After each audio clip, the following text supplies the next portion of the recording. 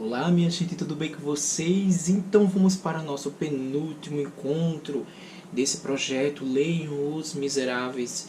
E que semana foi essa, gente? Como a gente sabe, lá na semana passada, daquele outro evento que aconteceu ali entre Jean Valjean e Javert, Javert deixou Jean Valjean lá e foi embora, né?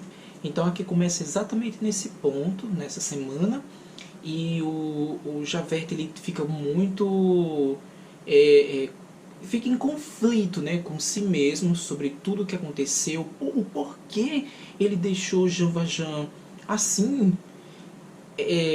ir do jeito que ele deixou, né? Inclusive ele diz em várias devaneios dele como é que pode deixar um forçado assim, impune, e ficou com aquele conflito todo. E tem uma parte aqui muito genial que eu marquei, que eu vou ler aqui para vocês sobre todo esse conflito de Javert, que a gente sabe inclusive que Javert morreu nessa semana. Ele foi, pelo que a gente leu aqui nesse livro, nessas partes, ele meio que, de tanto ele ficar naquele conflito e de se culpar, né, ele se culpou por tudo que aconteceu, que inclusive que ele fez com Jean Valjean, porque ele viu o quanto o homem era bom, e ele ficou até naqueles conflitos dele, dizendo: como é que pode um homem que eu fiz tanto mal e me pagar com bem? Porque ele poupou minha vida, ele poderia ter tirado minha vida naquele momento, tanto mal que eu fiz para ele.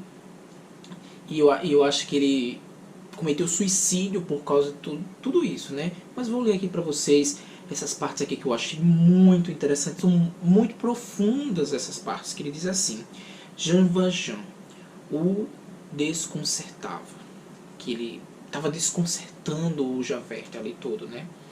Todos os axiomas que haviam constituído os pontos de apoio de sua vida desmoronavam-se diante desse homem. A generosidade de Jean Valjean para com ele, Javert, esmagava-o. Outros fatos de que se recordava e que outrora havia tratado como simples mentira e loucuras voltavam-lhes agora como realidades. O Sr. Madeleine, que a gente sabe que é o Jean Valjean, né, reaparecia por trás de Jean Valjean, e ambos se sobrepunham de modo que a se identificarem como algo venerável.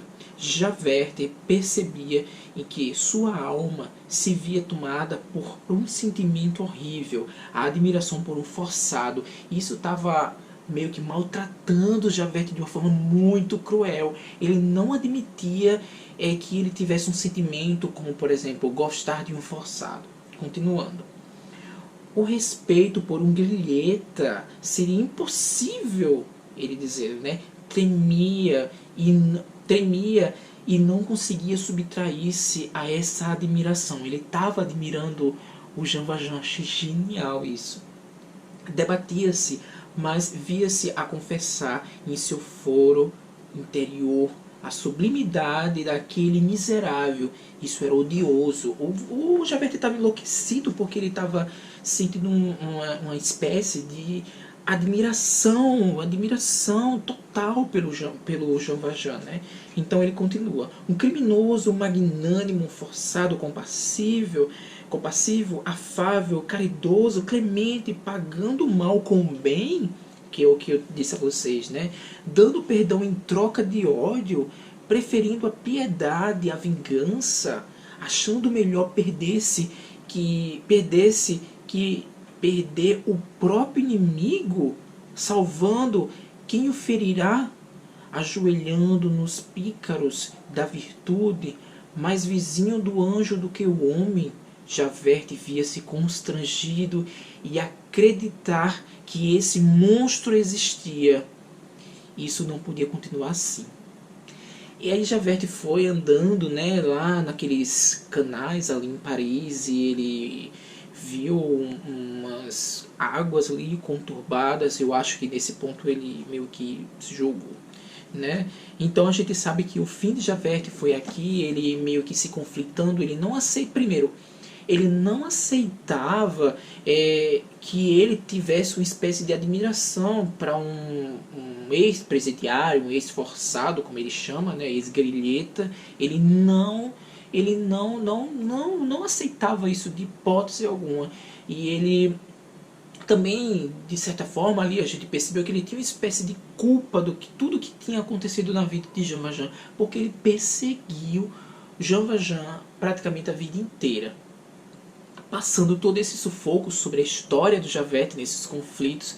A gente se depara aqui com a história de Marius. Vocês viram aí que Marius estava assim à beira da morte, aqueles momentos ali que Marius quase morreu, com infecções gravíssimas, mas ele se recompôs. E nessas febres que ele teve, desses momentos, ele não parava de dizer o nome de Cosette, né? Ele sempre falava sobre isso e tal. Mas ele não lembrou isso depois que ele ficou bom. É tanto que vocês viram aí que o Marius, ele meio que estava ali armando algo contra o próprio avô, porque ele dizia assim: eu vou dizer ao meu avô que eu vou casar, e isso vai ser um baque para ele. Mas pelo contrário, que a gente viu que não foi um baque para ele. Inclusive o avô dele concordou com isso, e ele disse que com certeza o neto vai casar com Cosette. E aí ele chamou a primeira vez o avô de pai, né? E isso fez o avô ficar muito feliz. E ambos ali, acho que foi muito emocionante nessa parte. Ambos ficaram bastante emocionados, se abraçaram. E foi assim, muitas emoções. E inclusive nesse ponto aí foi bem interessante, porque a gente ficou sabendo que o Jean Valjean praticamente ia ali todos os dias saber da saúde, porque foram meses, né, que o Marius ficou se recuperando. Então praticamente todos os dias o Jean Valjean foi ali saber como é que estava a saúde do Marius para falar para Cosette, né? E nisso tudo o Marius pediu para o avô chamar a Cosette, porque ele queria ver, parece que já fazia mais de 4 meses que ele não a via. Então ele chamou a Cosette, veio a Cosette juntamente com o Jean Valjean. E aquele momento, gente, muito emocionante, muito incrível. E para vocês também ver a simplicidade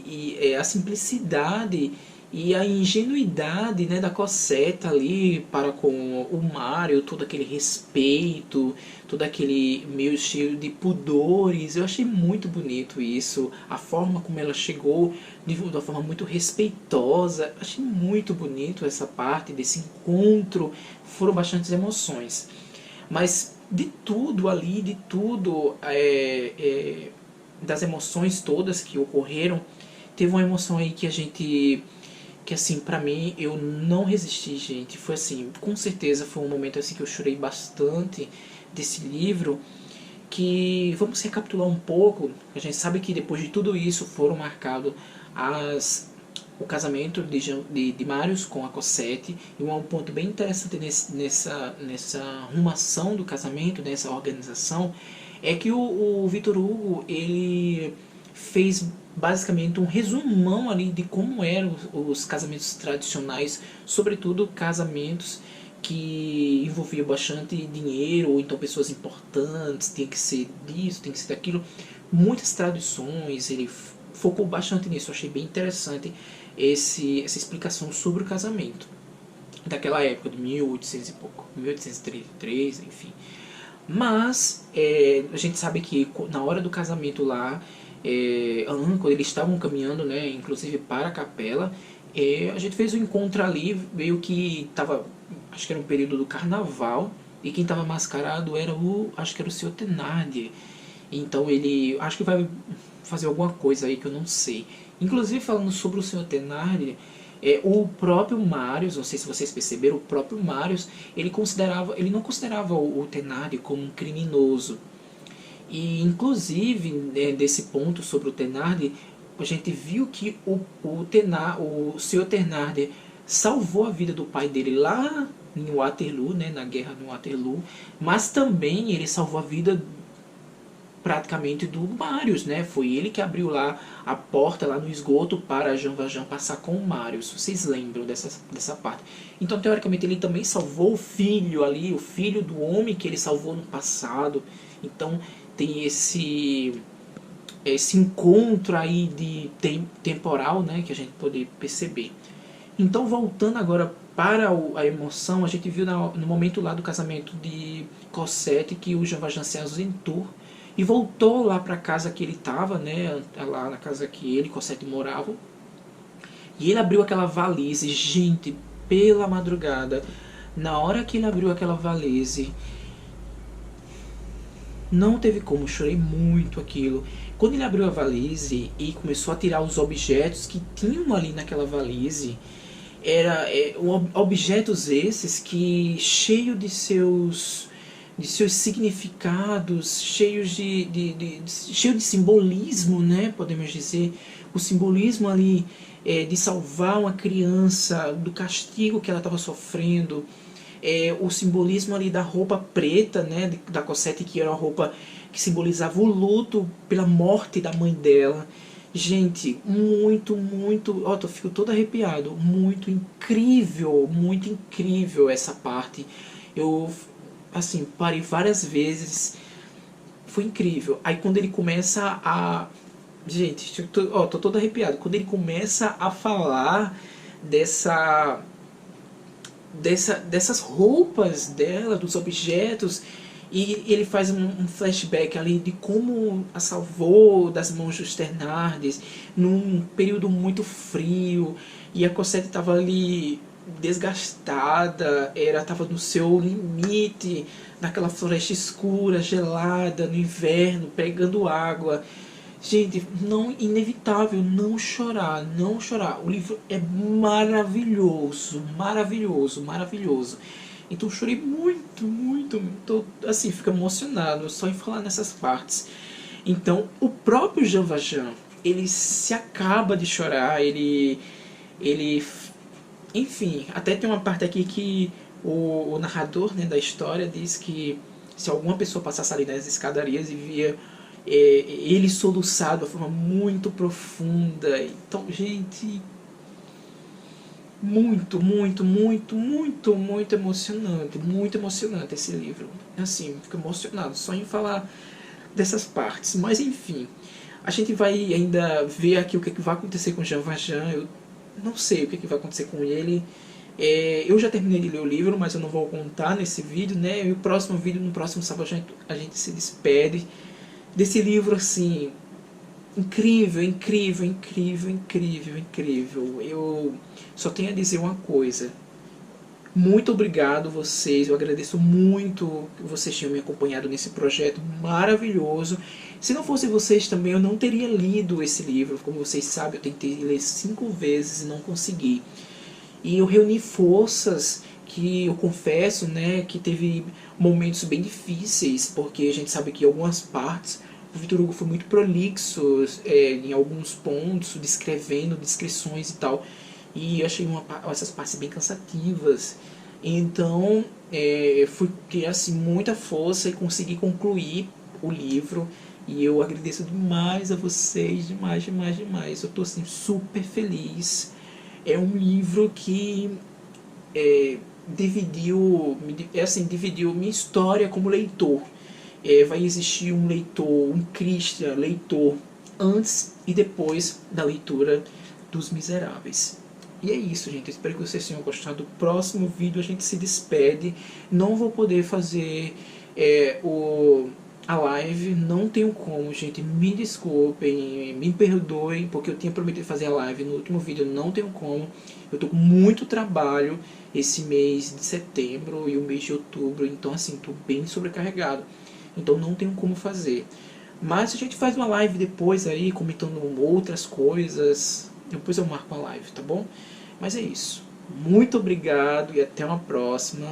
Muito obrigado. E é isso. Tchau.